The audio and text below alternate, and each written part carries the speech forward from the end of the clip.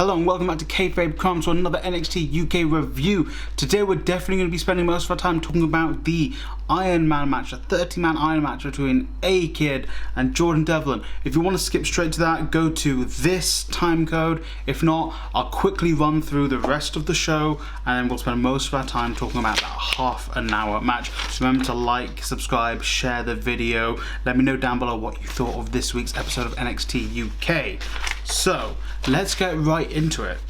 The show opens up with a video package about the Iron Man match. There's a nice video package of a lot of the iconic Iron Man matches, Iron Woman matches that have happened in WWE, and then a little bit about Jordan Devlin and A-Kid and their match, and kind of a promo for the package before. Then we go into our first match of the night, which is Xia Brookside versus Blair Davenport or B Priestley. I remember they set this up about 2 weeks ago with just a backstage segment. I guess that's kind of how they do things in NXT UK. People just talk backstage and they have a match. We'll see that later on tonight as well. We'll talk about that. So Xia Brookside starts off in control with a lot of really fast offense, and I think it's really playing into the difference of these two's offensive style.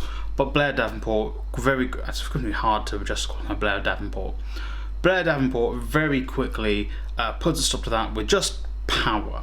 She wins with power in this match, and although she does one really cool thing towards the end of the match, which was basically Xia Brookside is like groggy, she's a bit groggy, and Blair Davenport bounces off the bottom rope, then the top rope, then turns and hits a drop kick, kind of like a missile drop kick or a basement drop kick.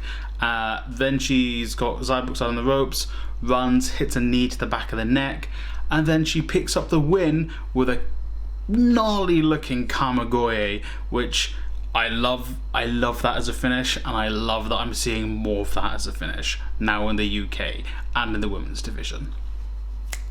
Let's move swiftly on to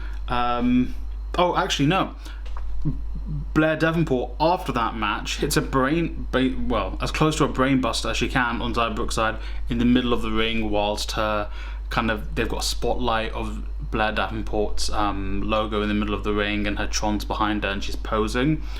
They're very much building her to be a contender to take that title off Mako, which I think, let Mako beat whoever's left. We're going to talk about Mako later, and then introduce Blair Davenport. They packed a lot into this match, into this show. They packed a lot because we have another backstage. So after last week, Mustache Mountain are backstage. Yes boy, Pretty Deadly come out and confront. They come out and confront them, but then they're backstage and they run to each other and they're like, "Oh yeah, let's have a match." And then Tyler's like, "I'm busy," and Trent's like, "Nah, we'll beat them quickly." It's like, "Okay, fine, whatever." So NXT tag titles in 2 weeks. Mustache Mountain versus Pretty Deadly. Yes boy, which I think maybe give those titles to Mustache Mountain and have Tyler drop the Heritage Cup, which we will also get to. Because up next, they announced the Heritage Cup #1 contenders tournament.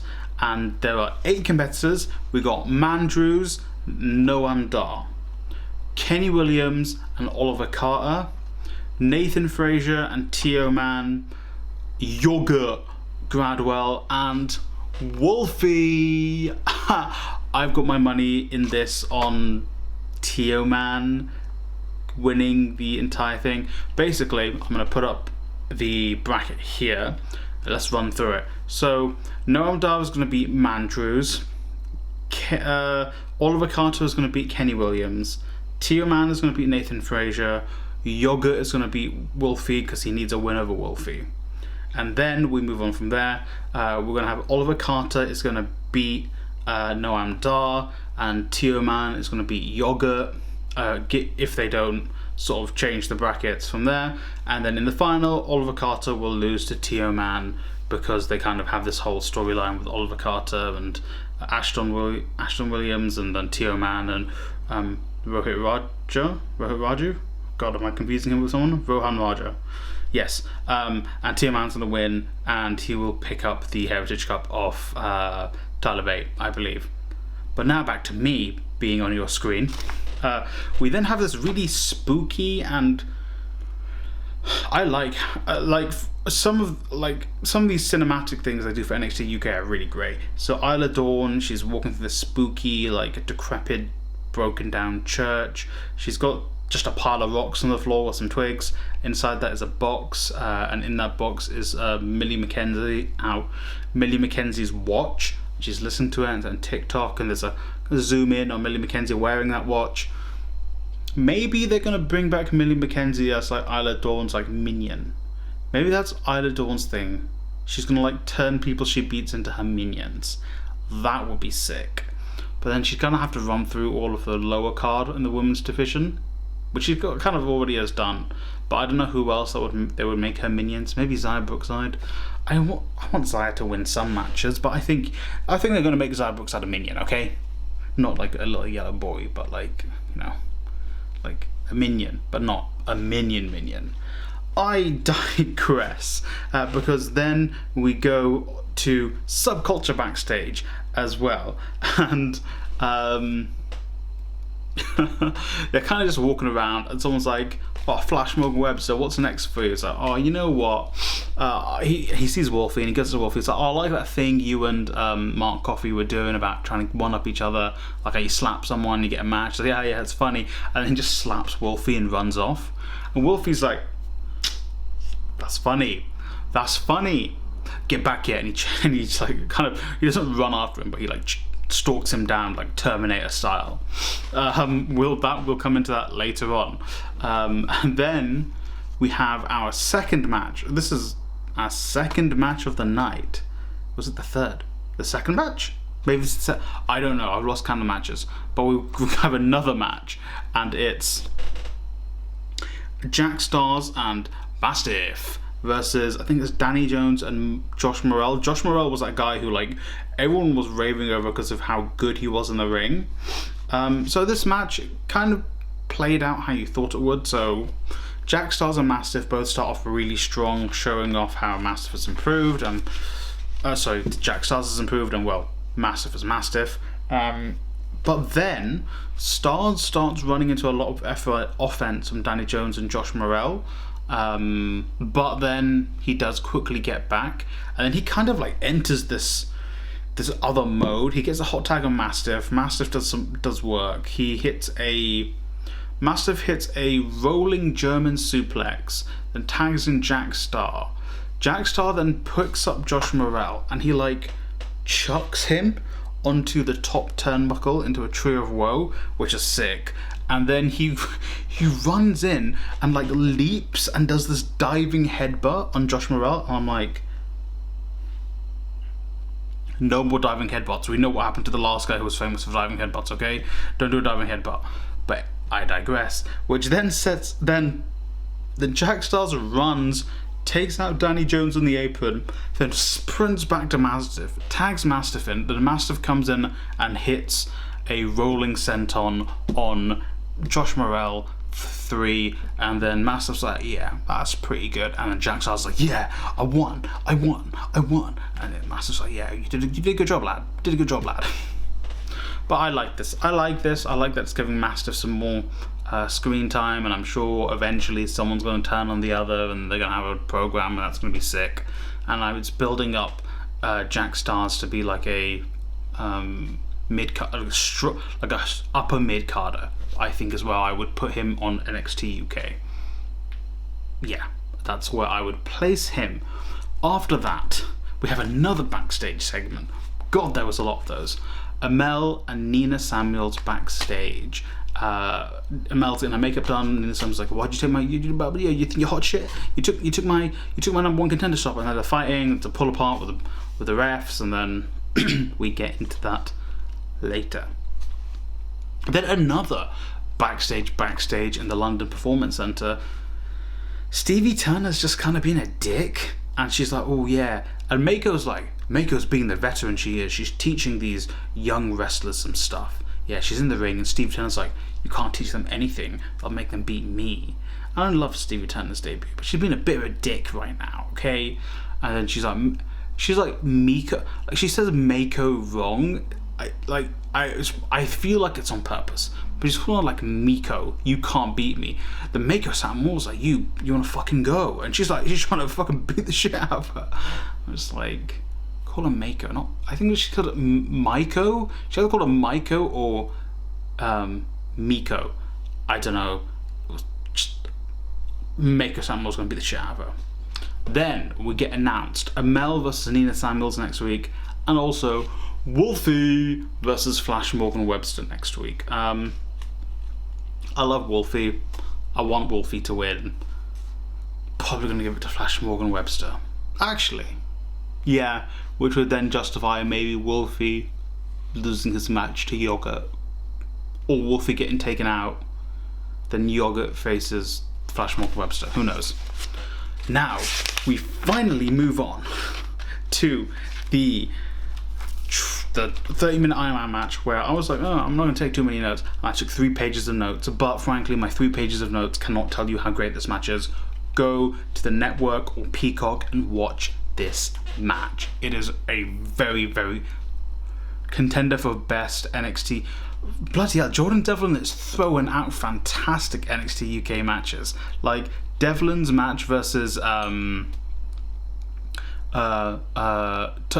Devlin's match versus what's his name, Trent Seven, was the best match I've seen on NXT UK thus far. On NXT UK, just the show.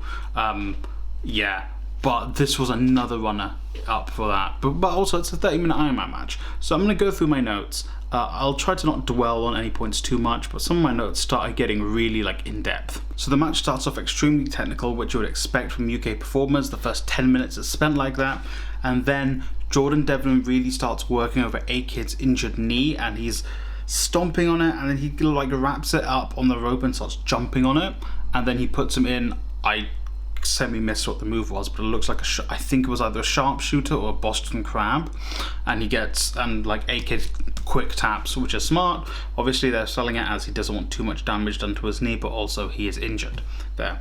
And then for the next portion of the match, it was really just Jordan Devlin really going at A-Kid's knee. At one point he does the figure 4 on the ring pole on the outside.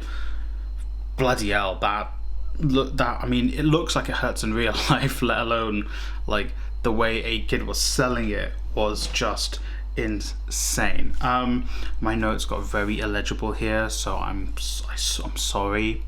I'm very sorry. My notes are very illegible.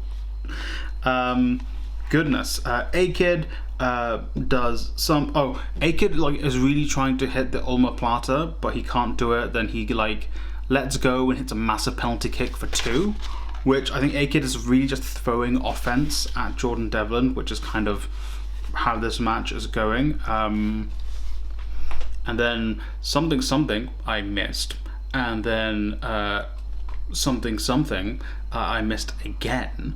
And then A-Kid is just continuously working over Jordan Devlin, and he eventually hits he gets an armbar on Jordan Devlin and fucking annihilates him, and gets the tap and gets Jordan Devlin to tap. And I think this is about after 5 or 6 minutes since the Devlin got his fall, so not too long. The remainder of this match is bloody hard. It's hard to watch. It's even more hard hitting. There's a point where the two are against the ropes, and then I believe Jordan Devlin hits tries to suplex A-Kid. A-Kid holds on, they both fall outside.